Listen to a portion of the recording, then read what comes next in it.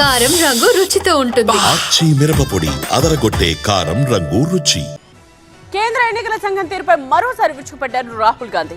బీహార్ ఓటర్ల జాబితాలో అక్రమాలు చేసిన అధికారులను విడిచిపెట్టే ప్రసక్తే లేదన్నారు. అయితే రాహుల్ గాంధీ మరోసారి నిరాధార ఆరోపణలు చేస్తున్నారని ఈసీ కౌంటర్ ఇచ్చింది.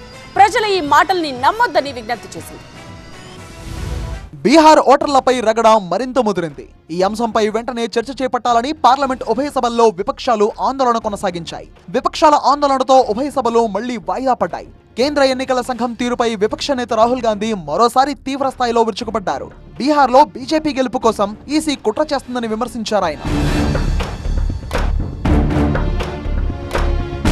మహారాష్ట్రలో కోటి దొంగ ఓట్లను ఈసీ చేర్పించిందని తీవ్ర విమర్శలు చేశారు రాహుల్ గాంధీ. ఈసీ అక్రమాలపై అన్ని సాక్ష్యాలు తమ దగ్గర ఉన్నట్టుగా తెలిపారు. తప్పులు చేసిన అధికారులను విడిచిపెట్టే ప్రసక్తే లేదన్నారు. ఇప్పుడు తప్పులు చేస్తున్న అధికారులు రిటైర్ అయినప్పటికీ వారికి శిక్ష తప్పదని హెచ్చరించారు రాహుల్ గాంధీ. ఈసీకి వ్యతిరేకంగా అణుబాంబు లాంటి ఆధారాలు ఉన్నాయని సంచలన వ్యాఖ్యలు చేశారు రాహుల్. महाराष्ट्र में वो थोड़ा आगे गया, स्टेट लेवल पे हमें लगा कि यहाँ पे चोरी हुई है, वोटर एडिशन हुआ था, 1 करोड़ वोटर्स ऐड हुए थे.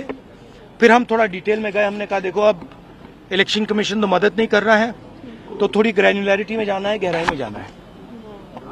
तो हमने अपना ही इन्वेस्टिगेशन करवाया. उसमें 6 महीने लगे और जो हमें मिला है वो एटम बॉम्ब है. मतलब एटम बॉम्ब है, फटेगा तो आप इलेक्शन कमीशन आपको दिखेगा नहीं हिंदुस्तान. मैं ये बड़ी सीरियसली बोल रहा हूं.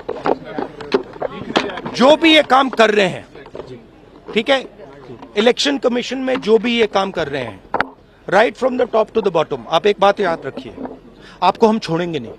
అయితే రాహుల్ గాంధీ వ్యాఖ్యలను ఈసీ తీవ్రంగా ఖండించింది. ఈసీపై నిరాధార ఆరోపణలు చేయడం రాహుల్ కు అలవాటుగా మారిందని తెలిపింది.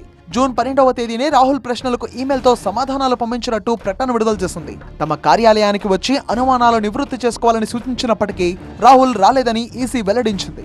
మరోవైపు బీహార్ ఓటర్ల సవరణ జాబితాను ఈసీ విడుదల చేసింది. రాష్ట్రంలోని గుర్తింపు పొందిన పార్టీలకు ఓటర్ల జాబితాను పంపించినట్టు వెల్లడించింది.